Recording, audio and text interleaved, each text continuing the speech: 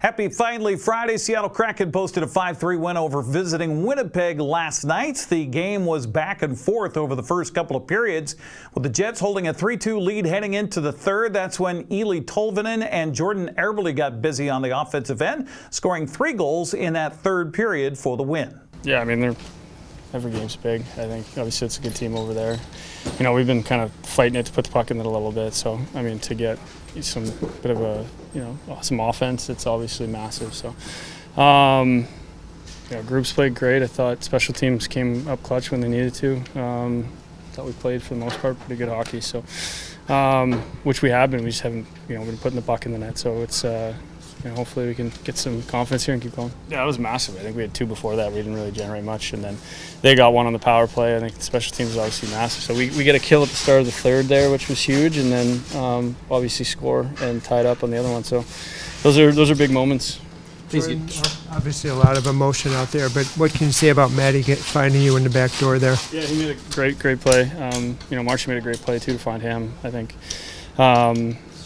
Yeah, he had a great game. He was skating. He was physical. He was winning battles. I think, Maddie's, I love playing with him. He's an elite player. Coach Lane Lambert says even though the Kraken played subpar at times, he always knew they'd get the win.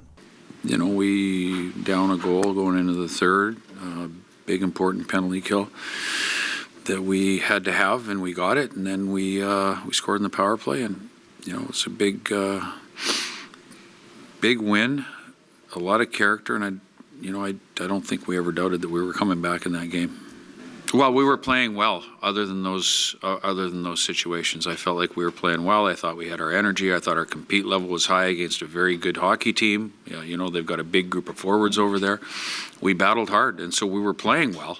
We were just shooting ourselves in the foot, and there was never a doubt that if we stop doing that, and we have to stop doing that as we go along, we got to learn from these things, that we could come back in the game. Seattle will host San Jose tomorrow night at 7 o'clock. That'll be on Kong TV. Well, here's a snapshot of what's happening on the gridiron this weekend. In college football, Eastern Washington hosts Northern Colorado on the red carpet tomorrow at 1 o'clock on ESPN+. Number 5, Central Washington wraps up the regular season at number 24, Western Oregon. That kicks off also at 1 p.m. Washington hosts Purdue at 4 o'clock. That'll be on FS1. Washington State is home tomorrow night at 7, hosting Louisiana Tech. That'll be on the CW network. Well, the Seahawks will have a shot at proving they're a real contender Sunday when they play the Rams in LA. Both teams come into the contest 7-2, with the winner gaining the inside track on a division championship. Kickoff set for 1:05. That'll be on Fox. Other NFC West game features 2 division foes going at it, as Arizona will be hosting San Francisco. That's also at 1:05 and also on Fox. This is the first weekend of the official state football tournament games around Washington. Moses Lake is home against Bothell tomorrow afternoon at 1 o'clock at Lions Field.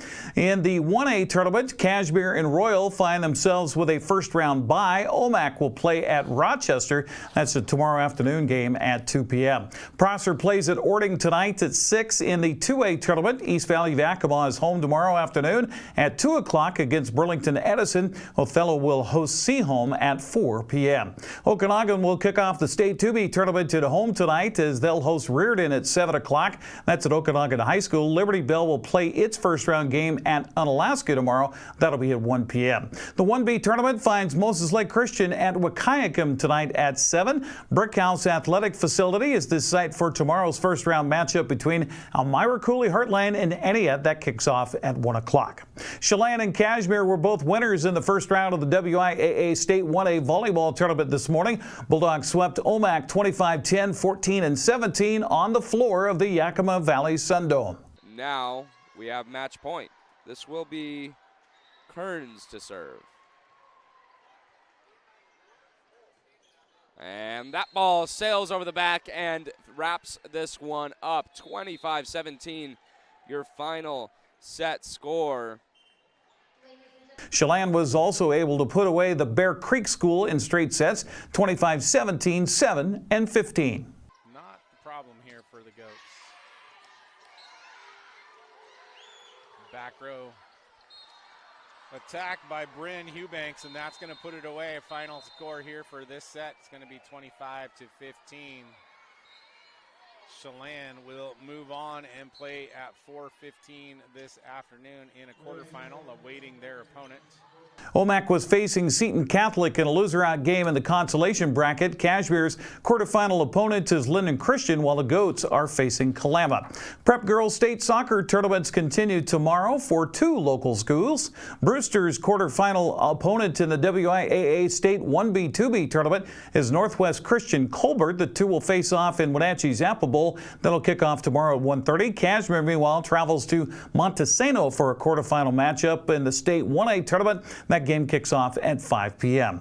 Finally, the Wenatchee Wild begin a busy stretch of 3 games in 3 days tonight. Wenatchee's on the road in the Rose City tonight to face the Portland Winterhawks at 7 o'clock. You can hear the action locally with Austin Drade on 560 KPQ. Wenatchee returns home tomorrow to host Prince Albert at 6. Wild will finish the weekend against Portland at the Town Toyota Center Sunday at 4 o'clock. If you want some tickets, go to WenatcheeWildHockey.com. That's a look at sports news. I'm Eric Granstrom. Have a great weekend.